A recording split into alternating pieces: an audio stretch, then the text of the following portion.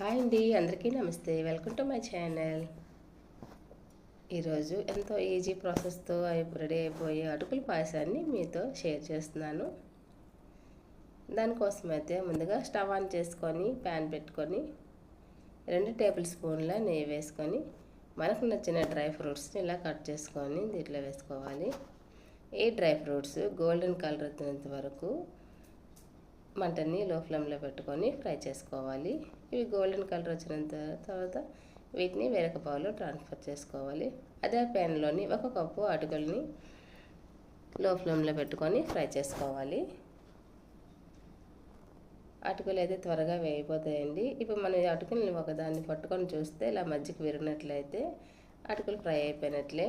ఏ కప్పుతో అయితే అటుకులను తీసుకున్నానో అదే కప్తో 2 కప్పుల వరకు పాలు వేసుకోవాలి. మంటని లో ఫ్లేమ్లో పెట్టుకొని ఈ అటుకుల్ని బాయిల్ చేసుకోవాలి. బెల్లం సిరప్ కోసము ఏ కప్పుతో అయితే అటుకులు తీసుకున్నామో అదే 1/2 కప్పు వరకు బెల్లం తీసుకొని ఇలా జస్ట్ కెళ్ళినట్లయితే సరిపోతుంది. ఇప్పుడు దీనిలోకి డ్రై ఫ్రూట్స్ని యాడ్ చేసుకోవాలి.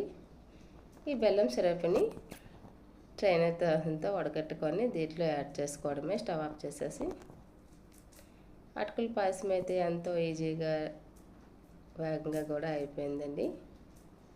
మీరు ఒకసారి ఈ విధంగా ట్రై చేయండి. మీకు ఈ వీడియో నచ్చినట్లయితే లైక్ చేయండి, షేర్ చేయండి. Thanks for watching. Please subscribe my channel.